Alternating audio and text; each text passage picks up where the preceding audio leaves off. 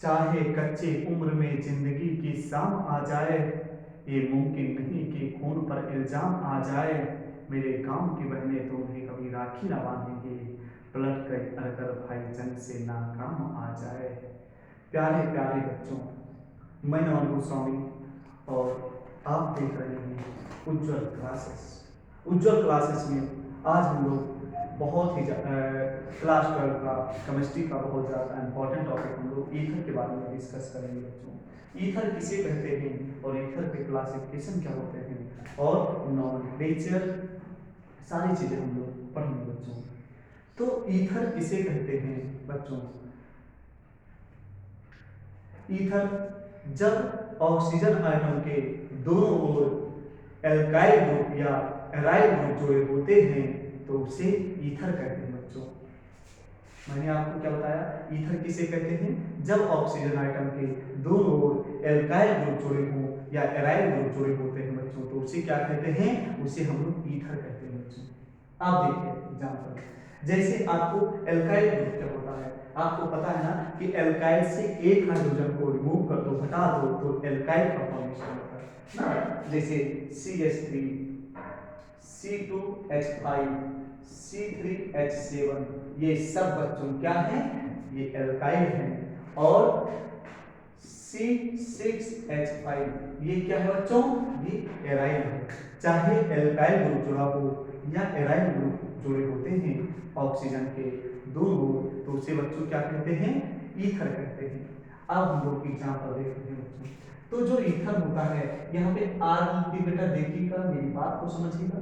देखिए ये ऑक्सीजन और आर जो होता है बच्चों हम लोग एल्काइल ग्रुप के लिए लिखते हैं, आपको पता है। तो ये जनरल फार्मूला हम बोल सकते हैं कि ईथर का होता है। देखिए ये ऑक्सीजन है, उसके बगल एल्काइल ग्रुप जुड़ा हुआ है, ये भी एल्काइल ग्रुप जुड़ा हुआ है। बहुत सारे एग्जांपल हम लोग इसमें सीखेंगे बच्चों। जैसे ये ऑक्सीजन है और मैंने आपको क्या बताया, जब ऑक्सीजन आइटम के दोनों ओर चाहे एल्काइल ग्रुप जुड़े होते हैं या एराइल ग्रुप जुड़े होते हैं बच्चों तो उसे क्या कहते हैं? उसे ईथर कहते हैं। इधर देखिए बच्चों, एल्काइल ग्रुप जुड़ा हुआ है और इधर भी क्या जुड़ा हुआ है? ये ऑक्सीजन है, इधर एल्काइल ग्रुप जुड़ा हुआ है, इधर एल्काइल ग्रुप जुड़ा हुआ है, तो इसे क्या बोलेंगे बच्चों? ये भी एक ईथर है। यहां देखिए बच्चों, CH3 है, ये ऑक्सीजन है और इधर है C2H5, तो ये ऑक्सीजन के इधर भी एल्काइल ग्रुप जुड़ा हुआ है, इधर भी एल्काइल ग्रुप जुड़ा हुआ है, ये भी क्या हुआ बच्चों? ईथर हुआ। और यहाँ पर एक एग्जांपल देखिए, ये भी ये ऑक्सीजन है, इधर भी एल्काइल ग्रुप जुड़े हुए हैं, लेकिन इधर क्या जुड़ा हुआ है? एराइल ग्रुप जुड़ा हुआ है ना। तो मैंने बताया चाहे एल्काइल ग्रुप जुड़ा हो बच्चों, चाहे एराइल ग्रुप जुड़ा हो, उसे क्या कहते हैं? उसे हम ईथर कहते हैं। तो ये भी बच्चों क्या है? ईथर है। और ये देखिए बच्चों, C2H5 ये भी क्या है? एल्काइल ग्रुप, और ये भी क्या है? Alkyl group. इस ऑक्सीजन से एल्काइल ग्रुप जुड़े हुए, तो ये क्या है बच्चों? ईथर है बच्चों। तो आई होप आपके समझ में आ गया होगा कि ईथर किसे कहते हैं। जब ऑक्सीजन एटम के दोनों ओर एल्काइल ग्रुप जुड़े हों या एराइल ग्रुप जुड़े होते हैं तो उसे क्या कहते हैं बच्चों? उसे ईथर कहते हैं। क्या कहते हैं? ईथर कहते हैं। बच्चों क्लासिफाई कर लेते हैं सबको। सिमेट्रिकल ईथर, सबसे पहला बच्चों हम सबसे पहले क्या पढ़ेंगे बच्चों? Symmetrical ether. सिमेट्रिकल ईथर किसे कहते हैं? जब एक ही प्रकार के एल्काइल ग्रुप जुड़े हों या एराइल ग्रुप जुड़े हों बच्चों तो उसे क्या कहा जाएगा? उसे सिमेट्रिकल ईथर कहा जाएगा। जैसे इधर देखिए, जो इधर जो एल्काइल ग्रुप जो है सेम एल्काइल ग्रुप इधर भी जुड़ा हुआ है, CH3 इधर भी है, CH3 इधर भी है, बिल्कुल सेम एल्काइल ग्रुप जब जुड़े होते हैं बच्चों तो उसे सिमेट्रिकल ईथर कहा जाता है। इधर भी देखिए बच्चों, सेम एल्काइल ग्रुप जुड़े हुए हैं और नीचे भी देखिए बच्चों, ये देखिए ये ऑक्सीजन है, ऑक्सीजन से सेम एल्काइल ग्रुप दोनों जुड़े हैं। तो अब आपके समझ में आ गया होगा कि सिमेट्रिकल ईथर किसे कहते हैं। जब दोनों ओर बिल्कुल सेम एल्काइल ग्रुप या एराइल ग्रुप जुड़े होते हैं बच्चों तो उसे क्या कहा जाता है? उसे सिमेट्रिकल ईथर कहा जाता है। अनसिमेट्रिकल ईथर क्या होता है? जस्ट उसके अपोजिट। समझ आया बेटा? जब डिफरेंट एराइल ग्रुप जुड़े होते हैं, अलग अलग प्रकार के एल्काइल या एराइल ग्रुप जुड़े होते हैं बच्चों तो उससे हम लोग अनसिमेट्रिकल ईथर कहते हैं। क्या कहते हैं? अनसिमेट्रिकल ईथर कहते हैं। जैसे यहाँ पे देखिएगा बेटा, ये अल्काइल ग्रुप CH3 है लेकिन ये अल्काइल ग्रुप डिफरेंट, इससे ये क्या है? डिफरेंट है, C2H5 है। और इधर देखिए बच्चों, इससे ये भी अल्काइल ग्रुप है, ये भी अल्काइल ग्रुप, लेकिन दोनों अल्काइल ग्रुप क्या हैं? डिफरेंट हैं। ये भी क्या है बच्चों, ये देखिए इधर जो अल्काइल ग्रुप लगा हुआ है, इधर जो अल्काइल ग्रुप जुड़ा हुआ है, दोनों अल्काइल ग्रुप क्या है, डिफरेंट है। आई होप आपके समझ में आ रहा होगा। जब दोनों साइड क्या होंगे बच्चों, ऑक्सीजन एटम के जब दोनों बगल दोनों साइड जब अलग अलग प्रकार के एल्काइल ग्रुप या एराइल ग्रुप जुड़े होते हैं तो बच्चों उसे क्या कहते हैं, उसे बोलते हैं अनसिमेट्रिकल ईथर। और एलिफैटिक ईथर किसे कहते हैं, तीसरा बच्चों ये होगा सेकंड है बेटा, ये होगा थर्ड। और जो एलिफैटिक ईथर किसे कहते हैं, एलिफैटिक ईथर उसे कहते हैं जब ऑक्सीजन आइटम के दोनों ओर बच्चों जब एल्काइल ग्रुप जुड़ा होता है, ऑक्सीजन आइटम के जब दोनों ओर एल्काइल ग्रुप जुड़ा होता है तो उसे बच्चों हम क्या कहते हैं, उसे कहते हैं हम लोग एलिफैटिक ईथर। जैसे देखिए बच्चों इधर देखिए ये भी अल्काइल ग्रुप, ये भी अल्काइल ग्रुप है, ये भी अल्काइल ग्रुप है, ऑक्सीजन अल्काइल ग्रुप से जुड़ा हुआ है। इधर देखिए बच्चों ये ऑक्सीजन है, ये भी अल्काइल ग्रुप है, ये भी अल्काइल ग्रुप है। और ये देखिए बच्चों ये ऑक्सीजन है, ये भी क्या है, अल्काइल ग्रुप है। और ये भी क्या है, अल्काइल ग्रुप है। जब ऑक्सीजन एटम के दोनों अल्काइल ग्रुप जुड़े होते हैं बच्चों तो उसे एलिफैटिक ईथर कहा जाता है ना, कितना आसान है। और चौथा यदि हम फोर्थ नंबर का देखते हैं बच्चों तो एरोमेटिक ईथर। एरोमेटिक ईथर किसे कहते हैं, कम से कम बच्चों जब ऑक्सीजन एटम के किसी एक साइड कम से कम एक एराइल ग्रुप जरूर जुड़ा हो तो उसे क्या कहेंगे बच्चों, उसे बोलेंगे aromatic ether. At least one alkyl group aryl group attach with oxygen, कम से कम एक एराइल ग्रुप जरूर जुड़ा होना चाहिए बेटा ऑक्सीजन से, तो उसे क्या बोलेंगे, उसे बोलते हैं एरोमेटिक ईथर। जैसे हम यहाँ पे एग्जांपल लेते हैं बच्चों, ये देखिए एल्काइल है और ऑक्सीजन से एल्काइल भी जुड़ा हुआ है, एराइल भी जुड़ा हुआ है तो इसे एरोमेटिक ईथर बोलेंगे। और यहाँ पर देखिए बच्चों C6H5 और ऑक्सीजन के साथ एराइल इधर भी जुड़ा हुआ है, C6H5 एराइल इधर भी जुड़ा हुआ है तो ये तो एरोमेटिक ईथर होगा ही होगा बच्चों।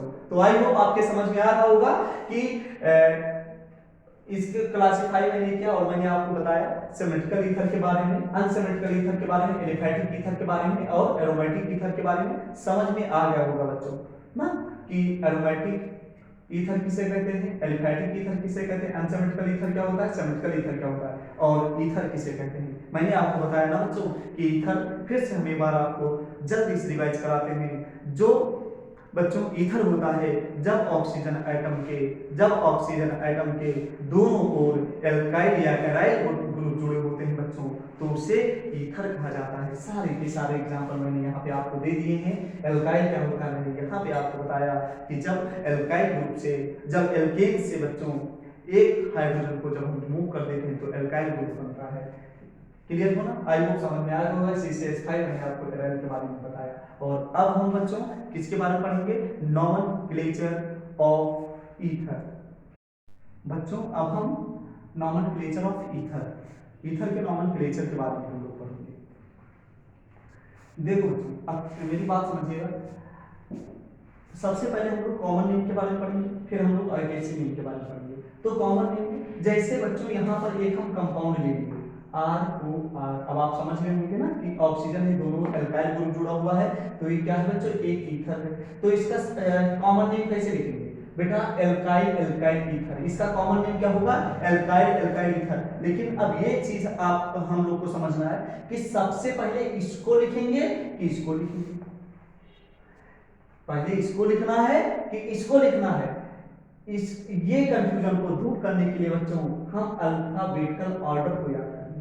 क्लियर, अल्फाबेटिकल ऑर्डर बच्चों ध्यान दीजिएगा, जो अल्फाबेटिकल ऑर्डर में पहले आएगा उसे हम पहले लिख देंगे। क्लियर, और जो अल्फाबेटिकल में बाद में आएगा उसे हम बाद में लिखते हैं। जैसे एग्जांपल हम देखते हैं बच्चों, यहाँ पर देखिए बच्चों ये ऑक्सीजन है, यहाँ पे भी अल्काइल ग्रुप जुड़ा हुआ है, यहाँ पे भी अल्काइल ग्रुप जुड़ा हुआ है। यहाँ पर बच्चों देखिएगा कार्बन कितना है, कार्बन 1 है और यहाँ पे कार्बन कितना है, 2 है। क्लियर बच्चों, तो बेटा इसे क्या बोलेंगे, देखो यहाँ पर बच्चों हम क्या लिख सकते हैं, इसे लिख सकते हैं मिथाइल दोनों बिल्कुल बराबर है ना बच्चों, अल्फाबेटिकल ऑर्डर में दोनों बिल्कुल इक्वल आ रहा है तो हम ऐसे लिखेंगे मिथाइल ईथर।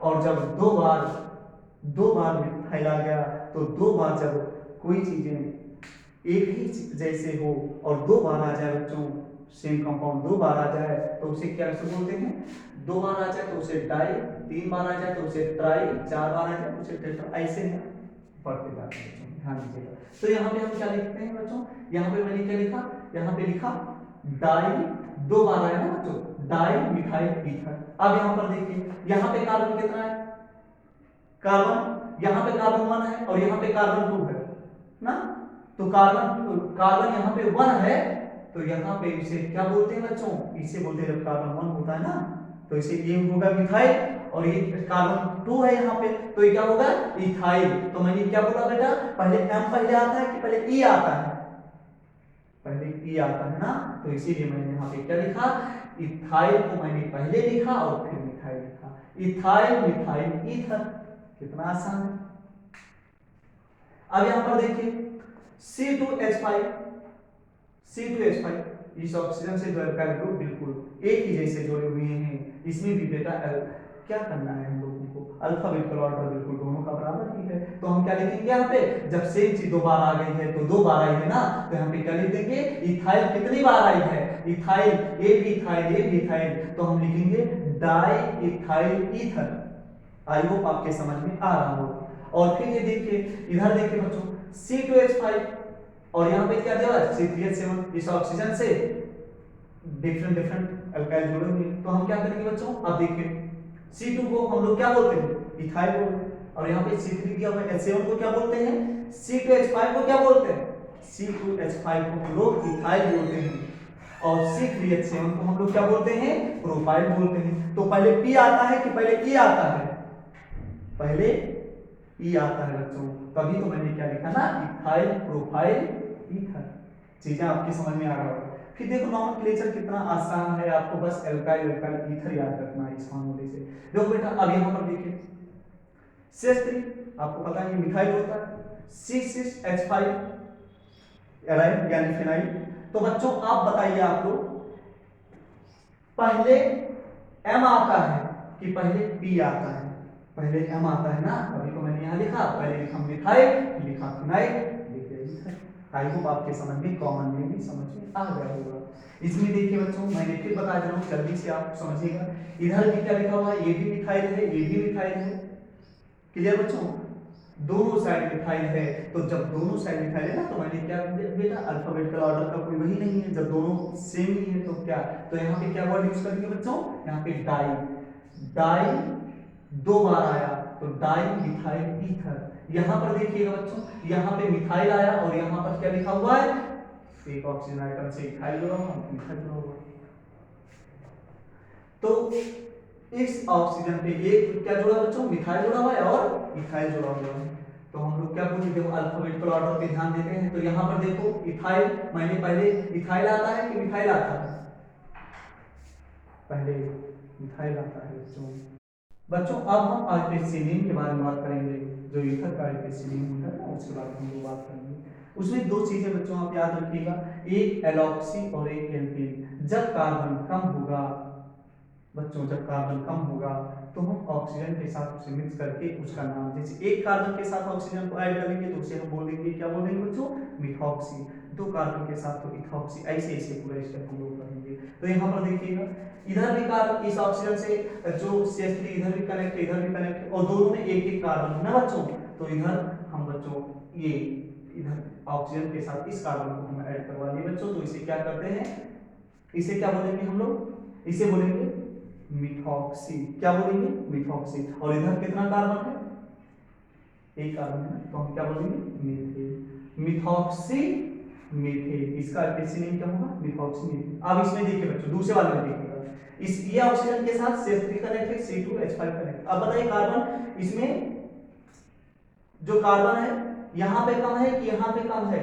बेटा यहाँ पे दो कार्बन है, यहाँ पे एक कार्बन है, तो यहाँ मैंने कहा क्या बोला था ना कि जिसमें कार्बन कम होगा वही एलॉक्सी होगा। तो अब देखिएगा बच्चों, ये देखो एक कार्बन, अब यहाँ पर बेटा ये तो हो गया मिथॉक्सी, ये मिथॉक्सी हो गया, क्लियर हो ना, ये क्या हो गया बच्चों, मिथॉक्सी हो गया, और यहाँ पे C2 है यानी दो कार्बन है, और दो कार्बन के लिए बच्चों क्या होता है, दो कार्बन के लिए होता है इथेन। तो इसका केसी नेम क्या हो जाएगा, मिथॉक्सी इथेन।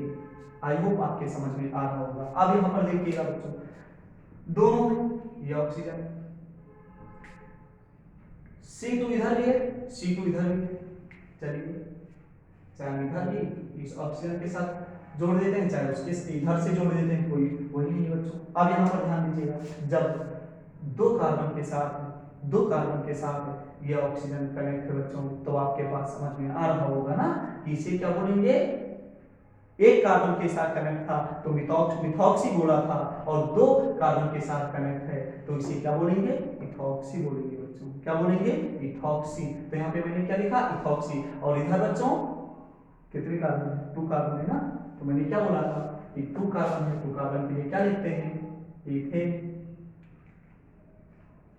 फिर देखिए बच्चों, यदि एग्जांपल और लेते हैं लास्ट। अब यहाँ देखिए ये CH3 है, और यहाँ पे वो एक कार्बन से इधर जुड़ा हुआ है, C3 कार्बन से इधर जुड़ा हुआ है। आई होप आपके समझ में आ रहा होगा। तो अब आपके समझ में आ रहा होगा, ये ऑक्सीजन इसके साथ जुड़ेगा। Clear, right. तो ये क्या हो जाएगा, जब एक ऑक्सीजन एक कार्बन के साथ जुड़ा हुआ ना, तो उसे हम क्या बोलेंगे बच्चों, मिथॉक्सी।